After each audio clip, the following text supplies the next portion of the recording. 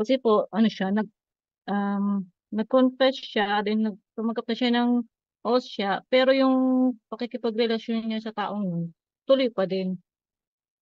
Bale yung pero yung yung tumanggap daw po ng hostia, hindi pa yun, single pa yun, as in wala pong pinakasalan yun. Pero yung karelasyon niya is married po sa simbahan.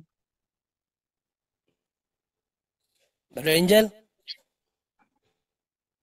Okay, ang tanong niyo po, may kalipin siya pero nagsumubo siya ng ostya. Tama po ba 'yon? Bali hindi po sila, parang magkahiwalay na po sila ng bahay, pero yung relasyon nila tuloy pa din. Kasi sabi ko, bakit nag-hostia, eh kung tuloy pa rin naman yung yung relasyon. May asawa yung lalaki kanyo? Bali hiwalay Kasal sa na po. pare? O, Kasal kasal sa lang po sila, pare? naghiwalay na. Opo. Ay, hindi. Kasal pa rin yun, kapatid. Ang Opo, pinagsama ng opo. Diyos kailanman hindi maano. So basahin po natin, Bro Junri, no? Delikado 'yon. Hindi pa siya libre. 19 nga, Bro Junri, no? 19:5, hanggang sa ano natin. Mateo? Oo, 19:8 or 9. Matthew 19:5-6 yata yun, Brother Angel? Oo, 5 and 6, bro. 19:5-6. Ito sabi natin pa ni Kristo para biblical tayo. At Delikado siya yan. rin ang nagsabi, dahil dito iiwan ng lalaki ang kanyang ama't ina, at magsasama sila ng kanyang asawa, at sila'y magiging isa. Hindi na sila dalawa, kundi iisa. Kaya't ang pinagsama ng Diyos ay huwag paghiwalayin ng tao. Mabigat yan, kapatid. Yung mismong relasyon nila nandiyan pa rin, kamo at the same time hiwalay lang, no? Hindi sila annulled. Doon pa Opo. lang, ang laki na. Ang laki na ng ang kasalanan noon. So pag tinuloy mo yan, ituloy mo nga doon sa baba, bro. Doon sa 19 pa rin, 5, 6, ituloy nga natin sa bandang 8, ganon, hanggang 10, bro. Kung ano yung kasalanan, naging kasalanan nila kasalukuyan. 8, no? Sumagot si Jesus, ipinahintulot ni Moises na hiwalayan ninyo ang inyong asawa dahil sa katigasan ng inyong ulo. Subalit hindi ganoon sa pasimula. Ito ang sinasabi ko sa inyo. Sino mang lalaking humiwalay sa kanyang asawa, maliban kung ang asawa niya ay nakikiapid, itinutulak niya ang kanyang asawa na mga lunya.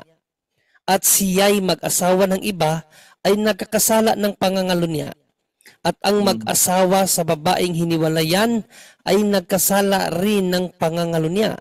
Sinabi naman ng mga alagad, kung ganyan po ang kalagayan ng lalaki sa kanyang asawa, mabuti pang wag nang mag-asawa.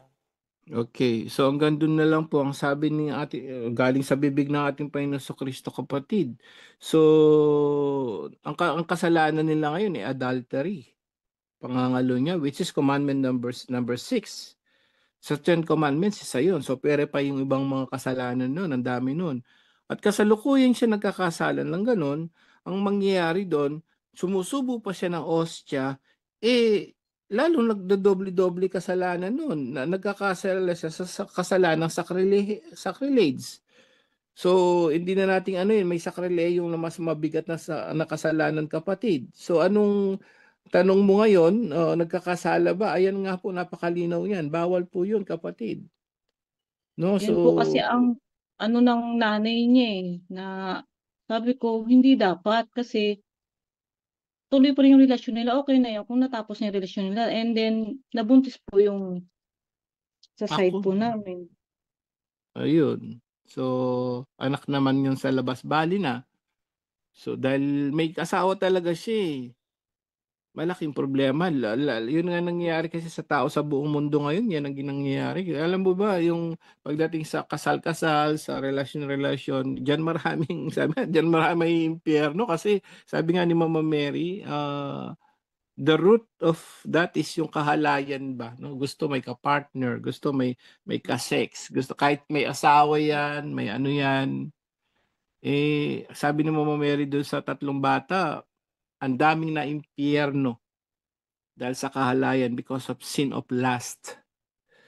Pinakita niya yung impyerno because of the sin of lust. Ang nangyayari sa mga relasyon ngayon, whether may asawa siya, whether wala, basta't may karelasyon sila, they having sex outside marriage, they don't care. Importante masaya sila.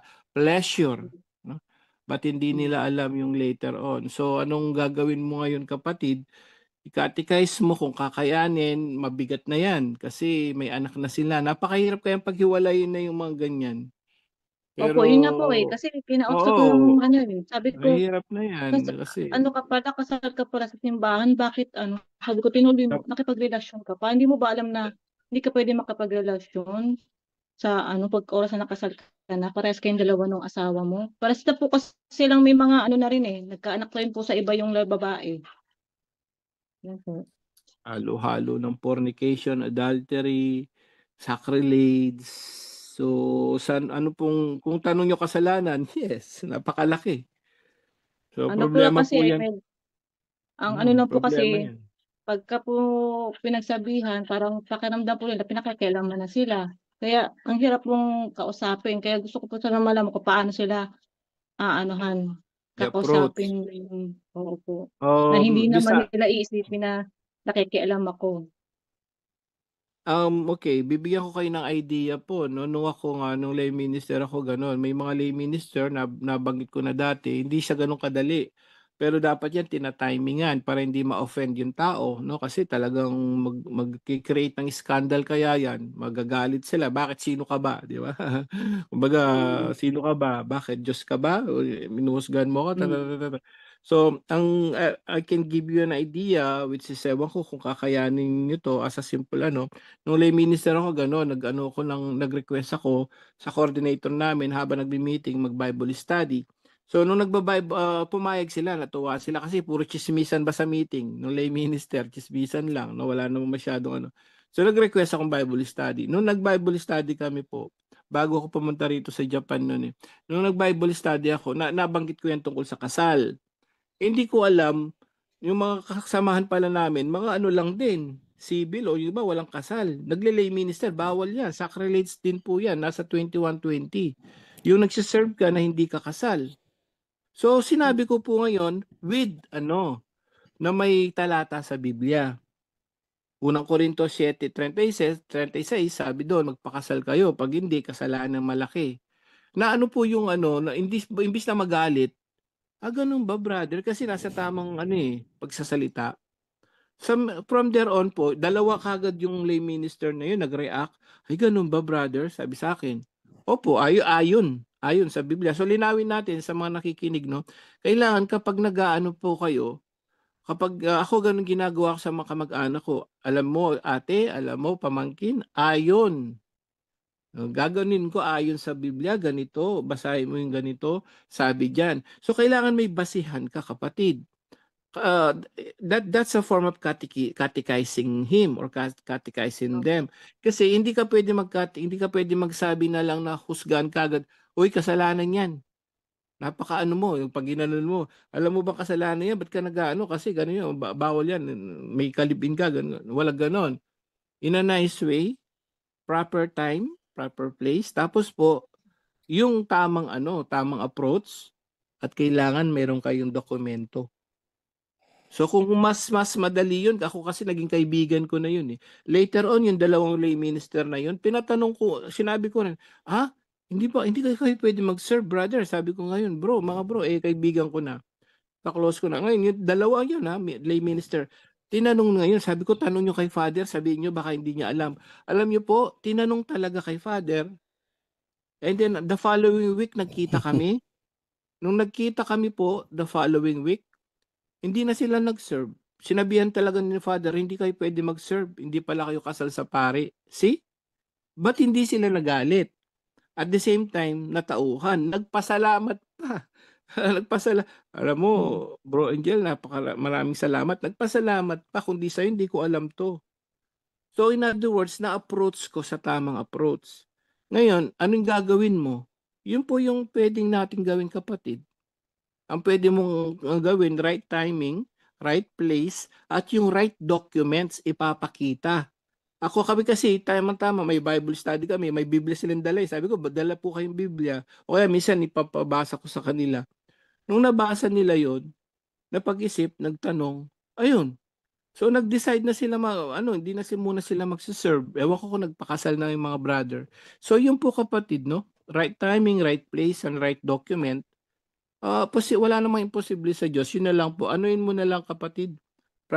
Yung talatang binigay namin, Mateo chapter 19 po, 5 to 6, 5 to 10. Dire-diretso yun, sabihin mo sa kanya, ito yun, no, kapag kasal pala yung hindi pwedeng makipagrelasyon dahil nangangalunya. Isa yun. Bigay mo rin yung 21:20, sacrilege daw yun. Malaking kasalanan kapag ikaw ay So, yun po kapatid, no? Bigay mo ng mga kailangan siguraduhin mo may talata ka. Kumbaga sabi nga may balak ka. May mga balak ka diyan, ready ka kapag tinanong ka. Yun po kapatid na pwede namin ma-suggest, and keep on your prayer po, special intention mo na lang sila. Kung mas dagdag na lang po yun kapatid. Opo, actually, kasama ko yung brother husband ko po nung nausap po yung taong yun. Dali kasi siya po marami siyang alam sa sabi ko, mag-share ka nga sa kanya ng about sa yung sa ganyan na nag-aasa, alam mo nang may pinakasalan ka ng kasimbahan tapos ka ulit nakipagrelasyon ka. So, tapos diniretso ko na repost, sabi ko, wala namang patutunguhan yung relasyon nyo. At sabi ko, deserve naman siguro ng tao na pakasalan siya. No, yung para sa kanya talaga na kasi sabi ko hindi mo naman mabibigay na yung yung bagay na yun lalo na sa aming mga babae, yung kasal na pangarap namin. Kasi po, sakto lang din po lang din po namin, kakakasal din po namin kasi nga ko doon sa sinabi niyo na yun nga po yung mga nag-live-in, mga kasal sa Cebu. Kaya sabi ko, nung nagka-fiesta dito, nagkaroon ng libreng kasal, po Amen. kami agad. Grab Ah, po kaagad namin kasi nakapagkasal po kayo sa hindi ko pare talaga dahil sa makalimutan pakikinig kasi nyo. yung sinabi ko. Opo. Amen. Maraming salamat sa Diyos. Hindi ko makalimutan yun sabi ko. Para kung pagka naalala ko, sabi ko kahit mahirap na wala kang kasi magastos Magastos po yung nag sa documents pa lang. Tapos in-encourage ko rin po yung kasama ko sa isang group na sabi ko, nagsiserve tayo tapos hindi tayo kasal, sabi ko sa kanya. Kung magpakasal kayo, sabi ko, tulungan kita mag-arrange ng ng requirements. Kaso sabi niya, pinag-iisipan pa daw niya kung magbabago daw yung lalaki. Sabi ko, pagdasal mo na lang. Sabi ko, tapos ngayon po, nagkasakit yung lalaki, kaya parang nakakakaba tuloy po kasi hindi sila kasal tapos yun bigla po nagkasakit yung lalaki. Sabihin ko sana na pwede naman sana siyang anointing for the sick, kaso paano siya? Pag nag-confess siya, hindi na sila wala na silang dapat contact. Kumbaga magsasama lang talaga sila as para sa mga bata. Kinatagalan mag-antay na dumating yung araw na makasal sila. Hindi Kasi, po, kung may sakit yung may actually bawal ang kasal sa labas ng simbahan, pero opo. sa batas ng simbahan, Code of Canon Law po, may exemption doon. Kung magpakasal sila, nasa bedridden man yung pwede pa rin sila magpakasal. Opo. Kung sabi mo, walang sabit na first wedding, Wala naman. first Wala naman marriage, po. kung pareho silang single, kailangan po kahit may sakit siya, anytime, anywhere, magpakasal na sila. Mas maganda matanggap niya ng sakramento bago kung ano man lumala ang sakit niya, kung at least masave lang Opo. natin ang kaluluwa niya. So, sabihin niyo, tanggapin na yung sakramento ng kasal po. Ma-insist niyo po yan para ma-save natin sila kapatid. Yun nga po Yun nga yung naalala ko, sabi ko, sayang kasi sana makakatanggap sana siya ng anointing for the sick, sana kung kasal sila. Civil lang po sila kasi sila nakasal Yun po. Yun po Bali, kapatid. Ikaw po yung ginamit ni Lord na instrumento, sana maibigay mo advice at lagi yung tamang approach po, no, wag naman yung masyado yung kumbaga sabi nga judgmental part style. So wag naman pong ganoon, in a nice way. Bali, Pagsabihan po natin sila, tapos sana may dokumento kayo, dapat handa po kayo magpakita ng dokumento na kasalanan talaga yun. Yun po opo kapatid na kasi Miao.